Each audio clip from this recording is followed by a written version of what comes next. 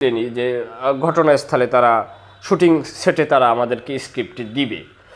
Shooting করতে যাওয়ার পরে যেটা হলো যে আমরা জানতে পারলাম সিনেমাটার নাম হচ্ছে যে ছাগলের প্যাডে কুত্তার বাচ্চা। তাই ছাগলের প্যাডে কুত্তার বাচ্চা এটা খুবই একটি মানবিক নাম বা একটি মানবিক সিনেমা। এটা শোনার পরে আসলে আমাদের চোখে জল এসে গেছে যে এত সুন্দর একটা নাম, হয়তো ভিতরের গল্পটা আরও ভালো হবে। সেই হিসাব করে আমরা কিছু কচিকাঁচা ছেলেমেয়েরা শুটিং সেটে গেলাম। আমরা আউটডোরে যখন যাবার পরে দেখি যে আসলে কোনো ডিরেক্টরের জাত না, ওনার ভিতরে আসলে কিছু নাই, বাজে বাজে মানে কী কম আর কি, খুবই একটা বলৎমার্কা আচরণ উনি আমাদের সাথে করছে। আসলে যে উনি ডিরেক্টর না এটা আমরা জানতাম না। উনি বলছে যে বড় ডিরেক্টর, আদতে আমরা খোঁজ নিয়ে দেখেছি উনি কোনো ডিরেক্টর না। যাই হোক, তারপরে আমরা সিনেমা করতে গেছি, তখন যে দেখলাম যে আসলে সিনেমা করার মতো কোনো অবস্থান নাই। তখন আমরা আসলে আমাদের ঠিকমতো খাওয়াও দেয় না, আমরা প্যাডে খিদায় দাসমরা দিয়ে রয়েছি। এক কথা হ্যাঁ তো মনে করেন বারবার ফিট পড়িয়ে যায়। আপনার মনে আছে না এই লোকটা আসলে আমি বলি বলেন ইমোশনাল হবে না, ইমোশনাল হবে না। জি মিস্টার ইবলিস খান, জি জি আপনার কাছে একটু পরে আসবো। আপনি যে দুর্দান্ত অভিনয় করেছেন, মারাত্মকভাবে ভয় জাগিয়েছেন এই সিনেমাতে, আপনার কাছে একটু পরে আসতে চাচ্ছি। আচ্ছা যাই হোক, আমি তাইলে বলি। তারপরে আমরা বলছি যে না, এরকম ভাত পানি না দিলে, কাপড় চোপড় না পাইলে আমরা বই কীভাবে অভিনয় করব। তারপর বললো কি, বলে যে শালার ফসালা তোকে সোফরাই তোকে কানের বেলাটা লড়াই দিম। আমি বলছি এটা আপনি কী ধরনের ব্যবহার করেন আপনি আমাদেরকে আইন। তারপর বলছে তোর বাহের নাম কি খয়রাত তেলার ফলা তো ঘরে বেড়া নাই, অনেক কথাবার্তা আমারে বলছে। আমার খালি বল নাই নাইকে দুই জারে সোফরাইছেও অনেক মানুষের দ্বারে বইয়া ওই আশেপাশে মহিলারা পড়িয়ে মাইয়ে দুই জারে সেভ করছে। এবং কি সেখানে নেতা খাতা দিয়ে আমাদেরকে এমন ভয় দেখাইছে যে তোরা ইন্ডিয়া লড়তে পারবি না, লড়লে তবুও ওরে বোতা ধান দিয়ে কোফামু।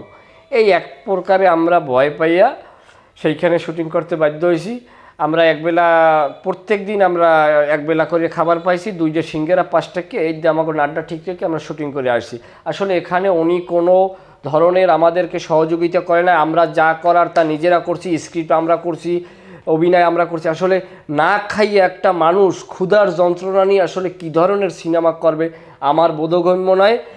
তারপরও এই লোকটা সিনেমা করার পরে 4 লক্ষ টাকা দিয়েছে 10 জন ইউটিউবারের, 10 জন পেজের মালিকের, যে তারা যেন এইটা ভালো করিয়া সিনেমা দেখার পর মানুষ যেন বাইরে যারা ভালো করবে তাগোটা প্রচার করবে, যারা খারাপ করবে এরা যেন ডিলিট দেয়। আমার কাছে উনি বলছে তোমরা ভয় করো না, এটা আমি সিস্টেম করতেছি।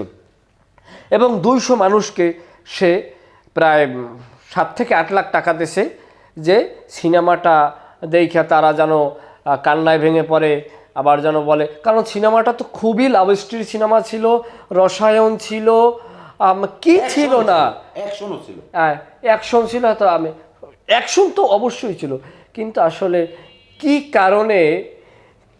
কারণে ছাগলের পেটে কুত্তার বাচ্চা আলোর মুখ দেখলো না আমি জানি না। সমস্ত দায়ভার হচ্ছে আপনার ডিরেক্টরের, এই দায়ভার আমি নিব না। আপনাকে ধন্যবাদ। তিনি তো আপনার উপরেই তীরটা ছুড়ে দিয়েছে। এবং আমি এই মুহূর্তে কথা বলতে চাচ্ছি আমাদের ভিলেন যে ছিলেন উনি ইবলিস, ওনার সারা পৃথিবীতে জানেন, ওনার খুব ডাকনাম আছে। জি, আপনাকে যদি আমি ছোট্ট একটা প্রশ্ন করি, আর্টিস্ট অর্থাৎ নায়িকার গায়ে হাত তোলার পর আসলে আপনার কোন ধরনের রিয়াকশন ছিল কিনা, এবং গল্পটা নিয়ে যদি একটু বলতেন। কি বলবো, আমি আসলে অত্যন্ত ভারাক্রান্ত হৃদয় বলতে হয়। এই যে ডিরেক্টর, ওর 14 গোষ্ঠীর ভিতরে কোনো ডিরেক্টর নেই। আরে হ্যাঁ রে, জোতা দিয়ে দিয়েছে না, যাই হোক উনি ডাকলই সেই তো ওনার জোতা দিয়ে দিয়েছে ডিরেক্টর। আমার কস্টিউম আমি নিজে বিশ্বাস করবেন না, আমি আমার বউর আন্ডা বেচা টাইট দিয়ে আমি বাইরে দিয়ে ভাড়া আনছি, কস্টিউম পর্যন্ত দেয় না। কানবেন না কিন্তু খবর, ওই ডিরেক্টর সে আমাদেরকে অপদস্থ করছে।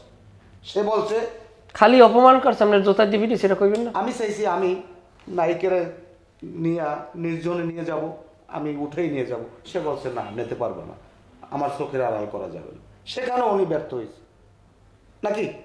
এটা সুপার টুপার ব্যর্থ, এটা বলার কিছু না। কি বলবো, আমরা দায়ভার নেব না। কিন্তু আমি বাইরে নামছিলাম, আমার একটা জুতা মারছে একজনে, সিরিয়াস জুতা। যদি ভালো জুতা মারতে আমার কোনো আছে, আপনি তো বাঁচতেন না। আমি যে কোনো কায়দায় আমার জান লই আমি পলাই আইছি। আমরা এখন বর্তমানে আত্মগোপনে আছি। কিন্তু এই ডিরেক্টরে আমি বলবো, দর্শক যারা আছে এই ডিরেক্টরের বয়কট করুক 14 গোষ্ঠী বয়কট করুক।